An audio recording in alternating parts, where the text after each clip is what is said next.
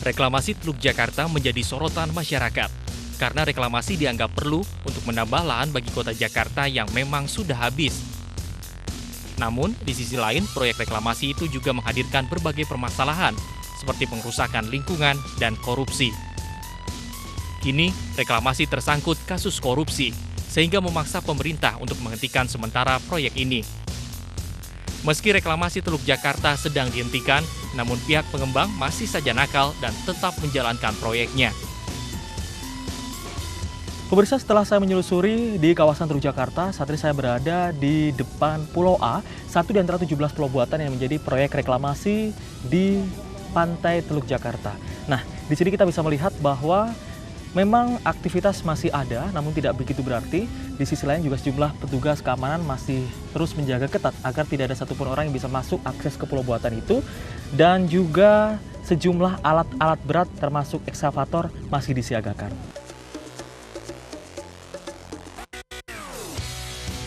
Banyak pihak yang menentang reklamasi. Selain merusak lingkungan, reklamasi juga dapat menghilangkan mata pencarian nelayan-nelayan di sekitar Teluk Jakarta. Pemprov DKI Jakarta seharusnya lebih memihak masyarakat dan segera mengeluarkan surat larangan reklamasi di Teluk Jakarta. Bukan malah mengeluarkan surat keputusan izin reklamasi sehingga pembangunan terus berjalan hingga kini. Pemirsa, dugaan kasus suap Raperda proyek reklamasi yang ada di Teluk Jakarta memang masih berlanjut dalam tahap penyidikan di KPK. Dan kita berharap KPK bertindak tegas untuk menuntaskan kasus ini, termasuk jika kemungkinan ada pejabat tinggi di lingkungan Pemprov DKI Jakarta yang mungkin terlibat. Kita akan tunggu apakah proyek reklamasi ini dilanjutkan atau dihentikan. Dari Jakarta, Ervan Wahyudin, Hendra Bratadharma, dan Harinta Kurniawan melaporkan.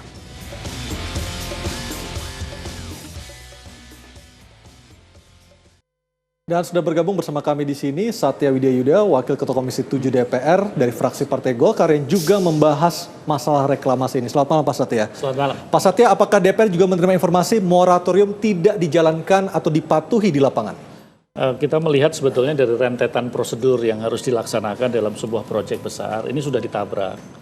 Ya, maka kita memanggil Menteri Lingkungan Hidup ya beberapa waktu yang lalu, belum lama, 5 hari yang lalu.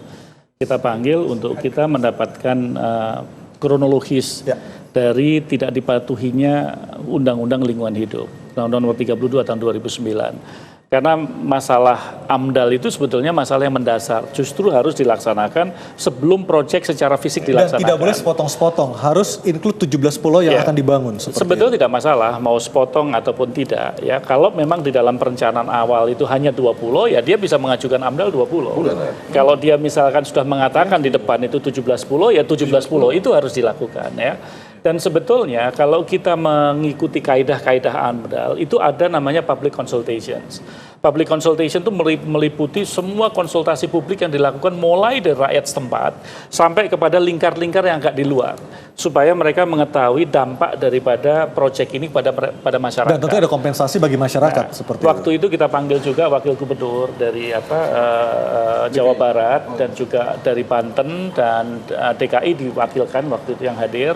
Kita tanyakan gitu, karena apa? Namanya melakukan reklamasi itu pasti ada kaitannya dengan sumber daripada tempat untuk melakukan ambil pasirnya dari mana. Betul. Seperti nah, itu ya. Itu yang jatahnya ke provinsi di Jawa Barat. Ya, mereka juga komplain gitu karena itu tidak terkonsultasikan dengan baik sehingga masyarakat di mana di daerahnya yang diambil, dikeduk tanahnya untuk dijadikan reklamasi di tempat yang lain tidak terinformasi. Dan Anda juga sempat berkunjung ke Banten ya untuk melihat secara langsung pengerukan pasir di sana.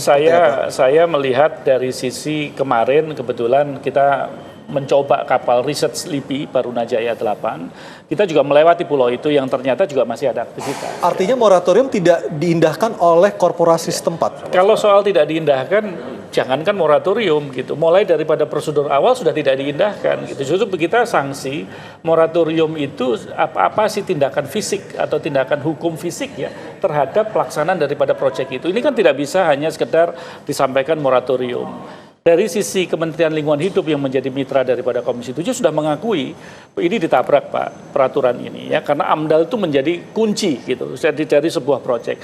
Nah, masalah reklamasi itu kan sebenarnya dua aspek ya. Satu aspek dari lingkungan hidup itu adalah AMDAL-nya kalau memang kita sudah bertujuan membangun, tapi aspek dari dari sisi teknisnya, teknis reklamasi. Ya. Reklamasi yang muncul akibat daripada abrasi.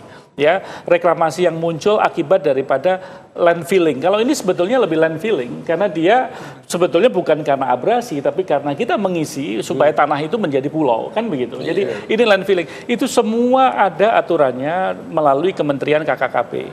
Dulu tuh ada dirjen apa yang pulau-pulau kecil wilayah gitu pesisir. Ya, wilayah pesisir dan pulau-pulau kecil. Mereka sudah mengeluarkan juklak untuk reklamasi tahun 2004. Jadi ini sebetulnya barang lama sebenarnya. Hanya harusnya pemerintah daerah tahu di mana induk daripada regulasinya. Begitu dia mengisi secara teknis mengenai reklamasi, dia harus berkonsultasi kepada Kementerian KKKP. Begitu menuju kepada aspek lingkungan kan untuk membangun satu proyek yang cukup besar, itu harus dipenuhi dulu AMDAL-nya. Jadi dua ini aja yang merupakan kewenangan daripada pemerintah pusat, itu sudah tidak diindahkan. Nah, ini yang menurut saya perlu mendapatkan publik perlu tahu gitu ya.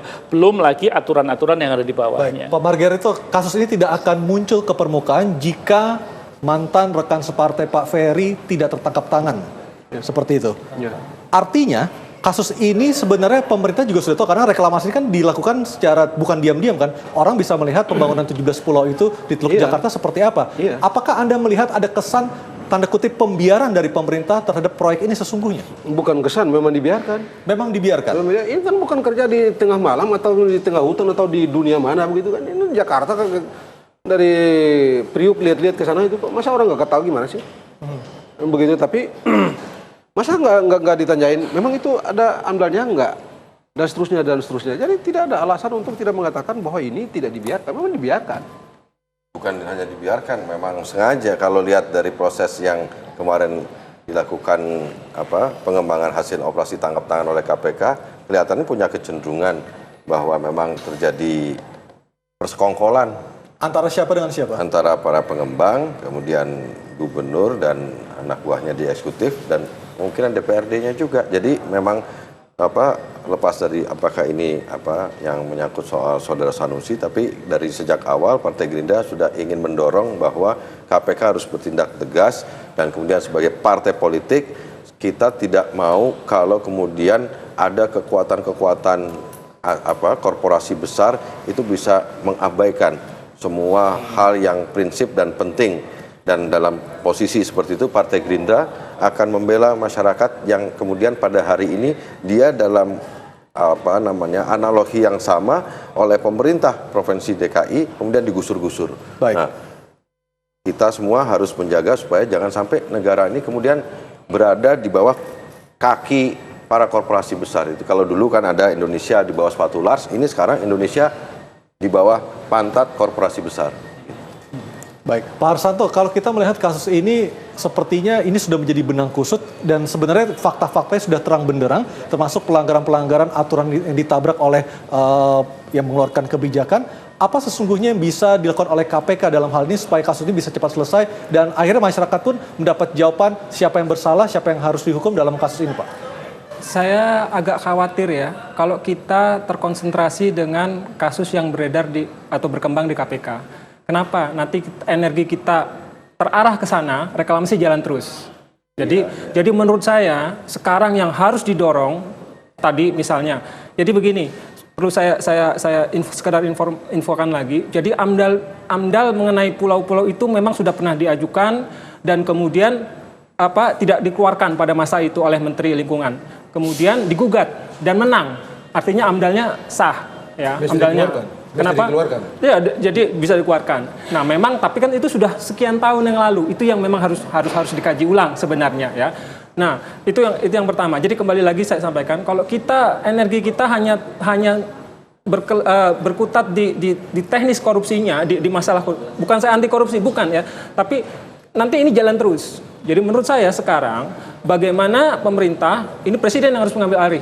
Keluarkan impres moratorium seperti kehutanan ya, ketika dia menghentikan izin segala macam, moratorium, stop, Nah, baru kita bicara kasus korupsinya, ya. Karena kalau dicampur,